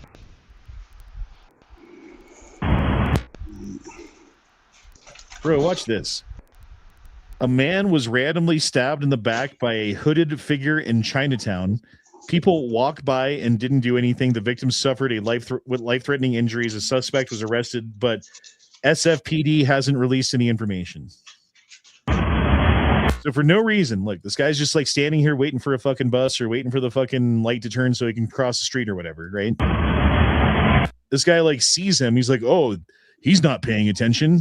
Let me get out my knife. I guess this one. And then just stabs him in the fucking back. Like, what in the fuck is going on, dude? Prison. Why would you do that? It makes no sense to me whatsoever. Like, I don't know, if like you slept with your girlfriend or something, you know? Well, you were in prison if you did that. I mean, that's the thing that happens in prison. But that's why those people are in prison, because they do things like that, right? Yep. That's not like even covert at all. So that's not like a higher power coming in, because they would just do it stealthily and and be done. Like that's just wretched. Look, and then he's just like on the ground and people are just walking by like, oh, whatever, not my problem. What the hell? Yeah, because no one gives a shit about anybody anymore, man. It's kind of like the way things are. It sucks.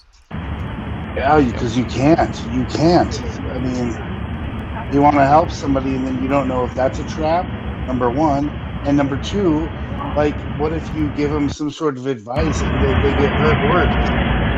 Right. Well, what if it makes them the target of the attack? Did you hear that story about, hold on. There was a mom, like a white mom and dad with a white daughter, like 3-year-old or 2-year-old daughter. They were walking their daughter on like the side of the road. This dude sees a white family, decides, oh, that looks like a juicy target, swerves his car, runs all 3 of them over, gets out his shotgun, shoots the parents and the little girl, kills the little girl. A 70-year-old woman sees what's happening, like runs over and tries to like stop him while he's reloading his gun. He beats her with the gun until she's in a coma. Jesus. Right? And I forget where this happened. It was like Baton Rouge or something like that. Sounds like a terrible place. Oh, what's up, Fish? How you doing, man? Oh, you know, I'm all right. Word, man. What do you think about all of these Allahu Akbar attacks happening in New York? Did you see this? Oh, I haven't heard anything. I've not been on the internet much. Apparently, I have been updated about what's going on between Iraq and Israel via Instagram. My 10 seconds of scrolling, and it was like a video that was like explaining what's happening in the Middle East, but in RuneScape terms, and it was fucking hilarious. That's awesome. That's awesome. Yeah, that it was like basically Israel, right? Is they're praying range, and it's like mostly working, but some of the attacks are hitting through prayer, and I'm like, damn, that's pretty crazy. By the way, your videos have been awesome lately. Yeah, my video's never on. I'm anonymous. Oh, okay. Yeah, I'm faceless. Dude, watch this one. This is insane too. All right, hold on. What am I seeing? Here, When walking to work. So this guy has he's got like a slingshot. A slingshot with fucking like darts. Like if you're playing darts at the bar. So he's got a dart and a slingshot. And he shoots this guy in the back randomly for no apparent reason.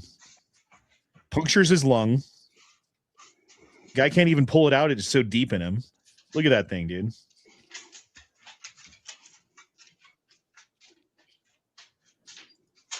That's insane. This shit keeps happening. It just keeps happening. I don't know how true this is, but somebody was telling me that apparently one of our congressmen has he has some sense, and he brought up the fact that we all have a driving privilege and our driver's licenses are recognized in all 50 states, but our constitutional right to carry is not recognized in all 50 states. He's like, don't you guys see a fucking problem with that? And that was kind of cool. That sounded like common sense. I was kind of surprised.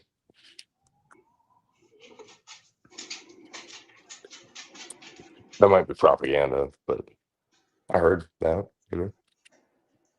Sorry, I was reading the chat. Yeah, I don't know, dude. I don't know. I mean, that's a really solid point, though, is it not? Yeah. Wait, say it again. Say it again, please. Your right to drive, right, is not a right. It's a privilege. You have a driving privilege. Your driver's license is recognized in all 50 states. If I was to just drive across the country and got pulled over in every single state, they would recognize my Michigan driver's license. However, my CCW for Michigan does not apply in New York or California, or I don't know. There's a lot of states that you can't carry in their state because you're not following their rules based on a constitutional right.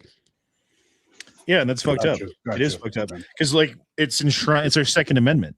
It's not like, I mean, we also have the right to travel, but that doesn't mean necessarily that you have the right to travel on government paved roads or whatever. Is the argument that they would say is like, oh well, you can travel. That doesn't give you the right to drive on our road. I don't think that's what that means. It means you can't do commerce.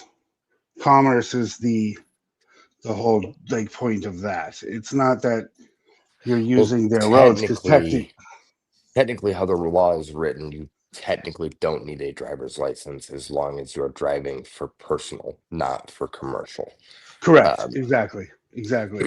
It's a really gray zone how they're saying that you have to have a driver's license. But regardless, you have a driving privilege and you have a driver's license, and the driver's license is recognized in all 50 states, but your right to bear arms is not recognized in all 50 states. Correct. Yeah. Yeah. You ever heard like the road I thought that pirate was- people? Have you ever heard these guys, like the sovereign citizens, when they get pulled over, they're like, I'm just traveling. they use whatever argument you just said, but they have all these big words that they use, and it's kind of funny. And I kind of like, I want to learn enough about it to where I can start doing that, but then I don't want to be one of those people. So Technically, there is a small gray zone that if you do know the law, you technically are allowed to immerse in your vehicle for non-commercial gain. Yes. 99% of the time, you are going to end up arrested. You will go to court. It will get thrown out. But if you're willing to jump through all those hoops, yes, you legally can do that. Yes. And you're like one fuck up away from going to jail. Just throwing that out there. well, I mean, and anytime you interact with the police, there's always the chance that there's some fucking like woman police officer who thinks she's got her taser in her hand, or, you know, like itchy trigger finger fucking like PTSD cop who thinks that you're about to do something. And it doesn't happen every time, but it happens often enough where someone gets fucking got in a terrible way. It kind of sounds like you're talking about that one thing that happened in Michigan where that one cop was like mag dumping over the acorn that hit the top of his car. Yeah, well, there was that one. I was thinking specifically, there was this guy who was at a hotel, and somehow someone found out that he had like a pellet gun or something like that. And so the police got called, and they ordered him to crawl down the hallway on his hands and knees. I've seen that one. Towards the cop, and he was wearing like gym shorts, and his gym shorts started to fall down. So he like reached down to pull up his gym shorts, and the guy shot him with an AR-15 like 7 times.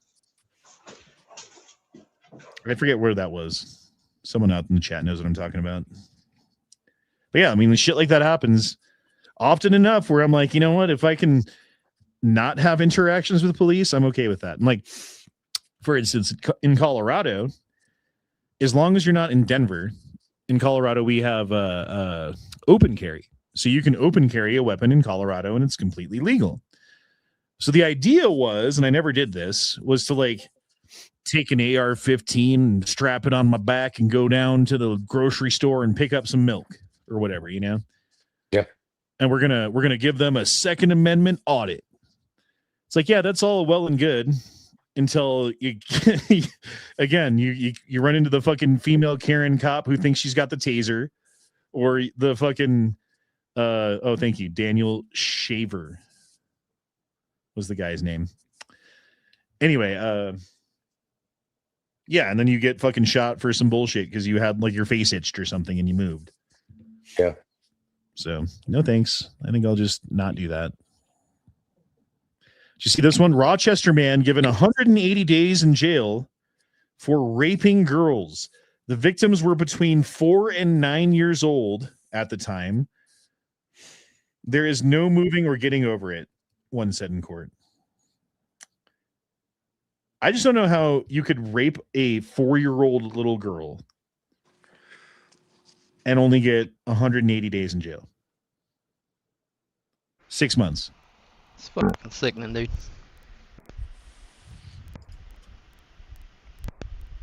It's pretty crazy.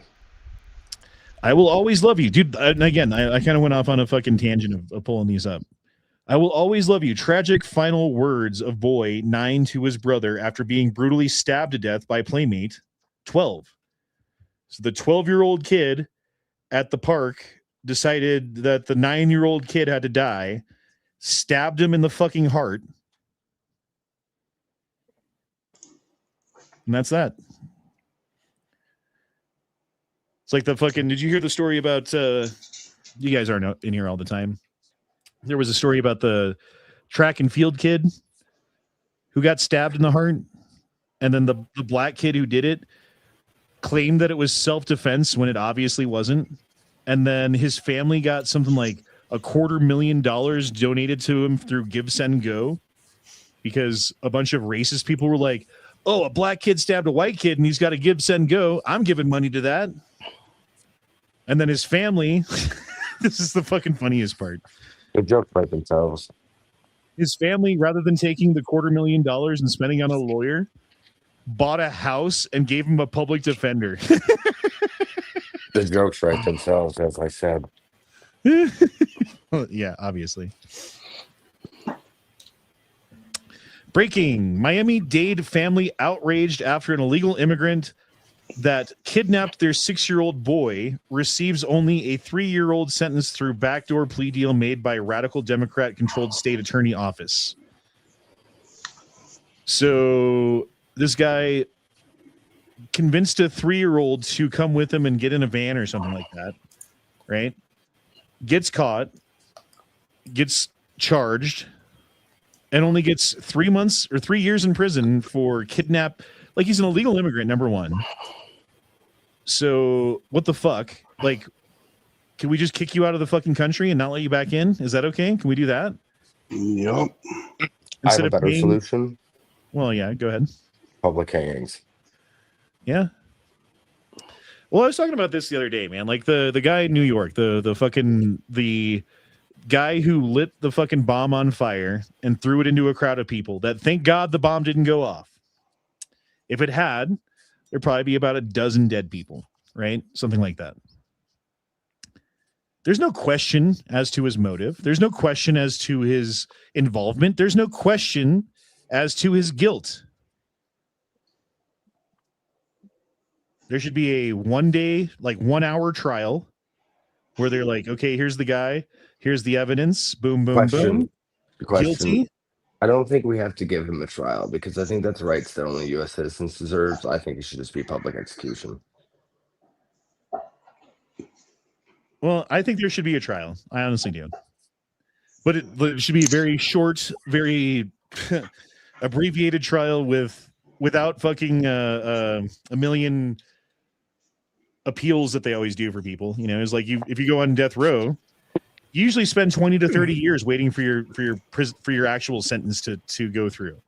Yeah, but at the same time, that's for American citizens. I don't think we should grant non-American citizens American rights. It's kind of silly. Yeah, I could actually agree with that, to be honest. But I also don't think that we should be given 30 years for American citizens either, though. Like, I think that's a little ridiculous. No. When there's people who are dying on death row of cancer and old age, you know what I mean?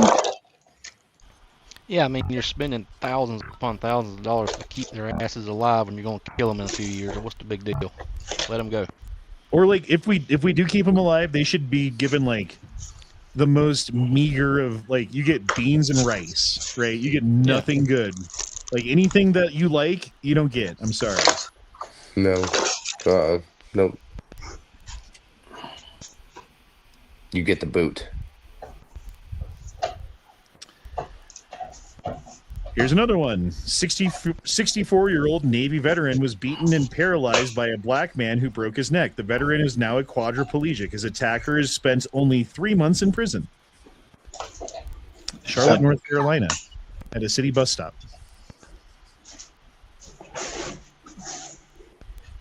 Like, man, there's just so many of these stories. It's ridiculous, dude. Oh, yeah, there's an epidemic of all these stories just all over the place. And the crazy part about it is, like, pulling these up, how many of these did you guys hear before that? Most of them, I think. I didn't hear any of those, to be honest. Heard about half. I don't look at that stuff as much, but I mean, that's pretty outrageous. I spend too much time on the internet. Here's the Austin shooter. You remember this from like a week ago? Yep. Yep, thinking that one. Who went into the Austin bar. I guess he didn't go in, but he stood outside the Austin bar yelling Allahu Akbar, wearing a hoodie saying property of Allah. And if I remember correctly, there were the police officers who killed him were initially brought up under investigation by the city to see if what they had done was right or not. Because they're like, oh no, you killed a black man. God damn it, dude. Oh, here's another one. Tulsa, Oklahoma. He kidnaps an elderly couple, raped the elderly woman, and killed the father in front of wife and children. Tulsa, Oklahoma. And this was like a week ago. That was very, very recent. Woke Judge Catrice Prickett released Stephen Tyler Whitehead on bond after he opened fire on 40 to 50 teens at a party, killing Alabama cheerleader. Jesus. So you can open fire on 40 to 50 teens at a party and kill a cheerleader, and the judge will release you on recognizance.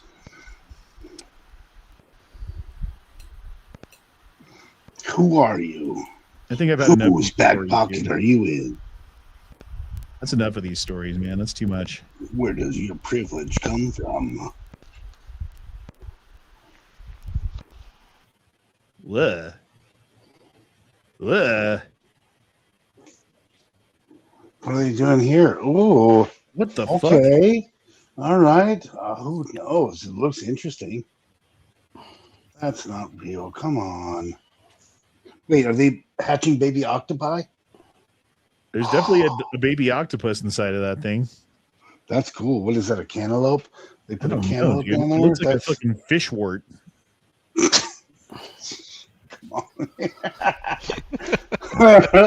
Fish wart.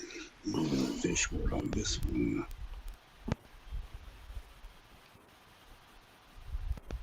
She couldn't take her eyes off him. Her instincts were right. She's a hero. Yeah, that guy's like drunk as fuck. Yeah, she was also an off-duty cop too.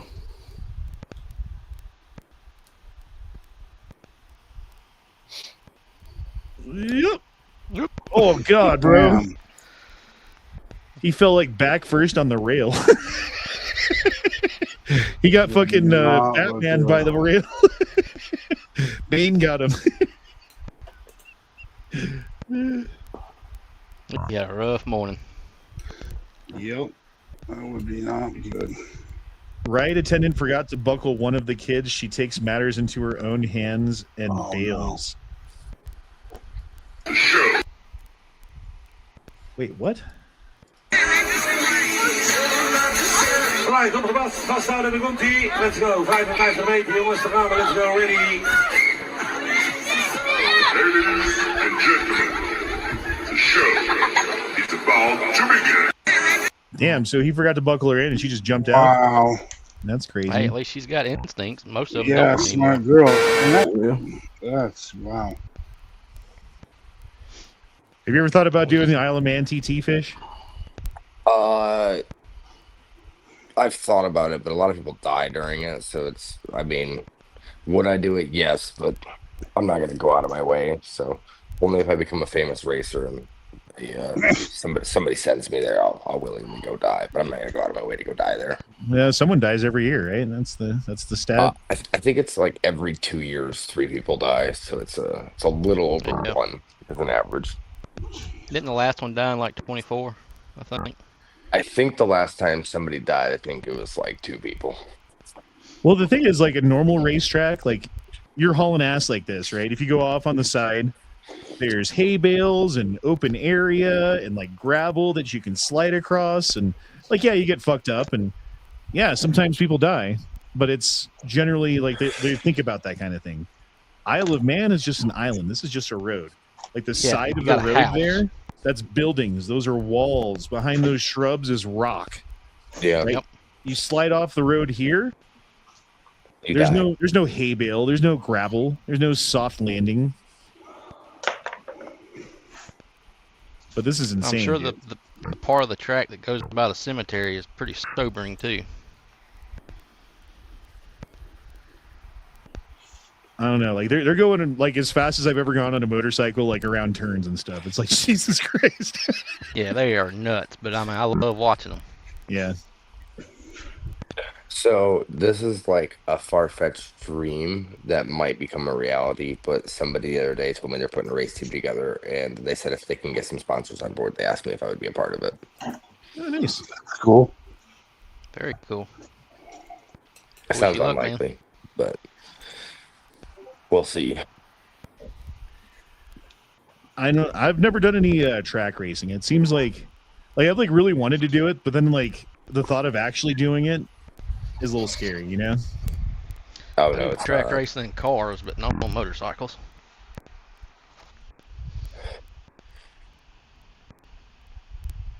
You're just pushing it as hard as you can, you know, like riding that razor's edge of. Yeah, but you're really not, right? Like that's race pace, and realistically, like 99% of track riding is not riding at race pace. And by the time that you are at race pace no longer feels that uncomfortable because, well, it's rinse and repeat of what you just did for the last 40 minutes. Well, I mean, I've done lots of like in Colorado, the roads and the mountains. I've done plenty of twisty riding, you know. Yeah, but think if you were trapped on the same twisties, and it's like just a rinse and repeat, right? So like in a 20-minute session, let's say that your average track is like a 2-minute lap, right? Roughly. So you're doing like 10 laps a session. So after like your fourth session, you just did 40 laps of the same curves. Like say you have 9 curves there. So every time you go out there, you just hit the same curve like 10 fucking times. So by the 50th time you hit this curve, it's really not that intense, right? Well, and I was going to say, like, on the mountain roads, because you aren't hitting the same curves over and over again, and you don't know always what the road conditions are going to be around the corner or whatever, it's not really a good idea to push it as hard as you can. Because if you push it as hard as you can on the mountain roads, the odds that something goes wrong is fairly high. You know, it's like high enough where it's like a really bad idea. But if you're going like, I don't know, even like 75%, that gives you that extra 25% where you can brake or turn harder or, you know, do something at least. And that's usually about the zone that I stay in when I'm in the mountains. Is about like 75% is about as hard as I'll push it. And I think that's not a dumb idea. It's pretty smart. Pretty reasonable. Yeah, but aren't these laps, aren't they like 37 miles? I was talking specifically like circuit track racing, not okay. there. I got you. That's Isle of Man is a different monster. I don't think there's laps either. I think it's like one lap is the circuit. So I guess yes, there is laps, but it's more like a start to finish. I thought it did like 6 laps of it. I'm probably wrong. So you could be right. I might be wrong. Absolutely ridiculous. What the hell?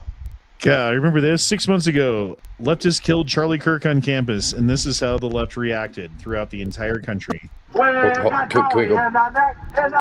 We have to go back real quick. So the lap actually is 37.73 miles, and races typically last 3 to 6 laps. Okay.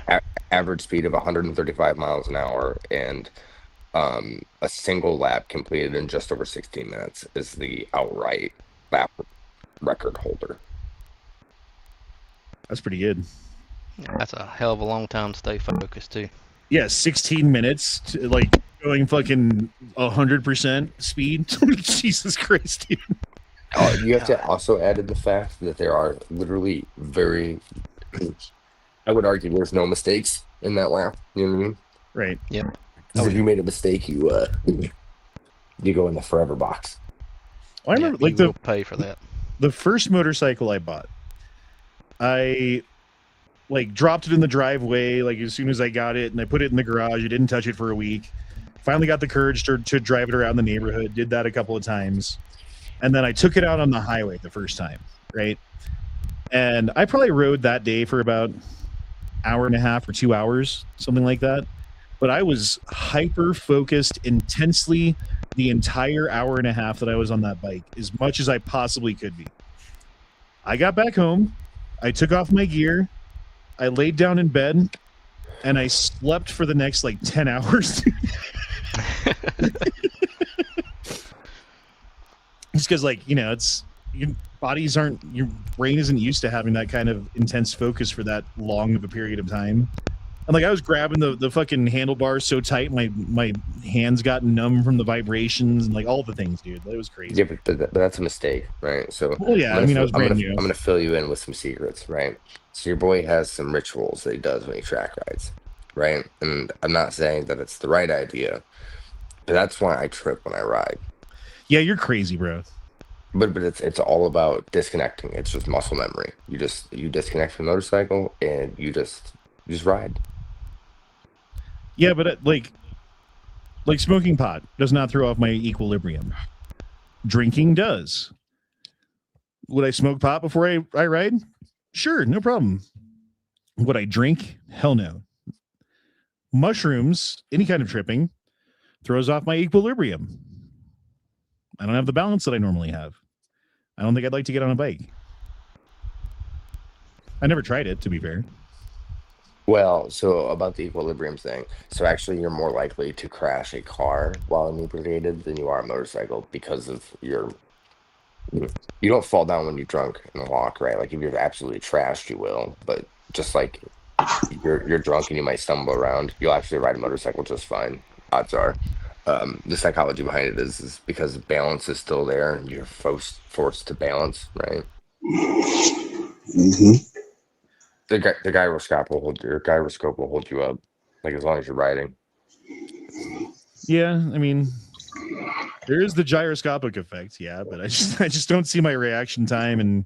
Oh no, that'll still be trash. But yeah, as far as like you just can't ride. But then again, you're also talking like fine motor skills versus like if you're drunk riding home from the bar, you're drunk and riding home from the bar. You're not doing mock Jesus. Look at the stunners. They all fucking drink Twisted Teas all day long and do wheelies, and they do occasionally crash, but they're also doing wheelies. So. Dude, watch this. She puts the food down on the counter. Watch what happens. Cracked. Yep. The table cracked. Yep. Cold rock, super hot plate. Yep. And that's just stupid. Oh, stupid.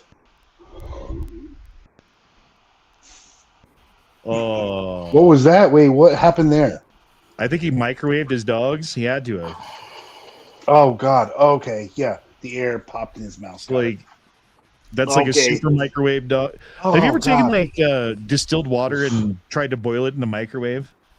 And you like boil it for like 5 minutes and nothing happens? And you're like, that's weird. And then you take it out of the microwave and you stick a spoon in it or something and it like insta fucking flash boils. Yep. Yeah. I've done that. Same thing happens with cold too. If you have a bottle of water and you just have it in there and you put it in there and don't touch it or move it, it will just be water in there. And then as soon as you touch it, it will freeze immediately and pop the cap off. Like, Well, apparently that one was churros they were making there.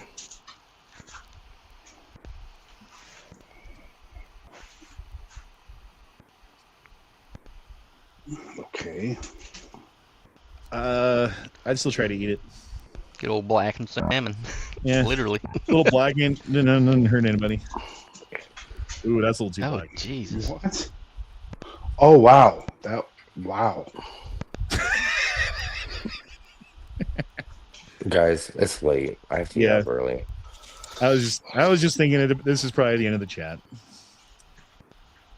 Well, thanks for being here, Fish. I appreciate you coming in and saying hello.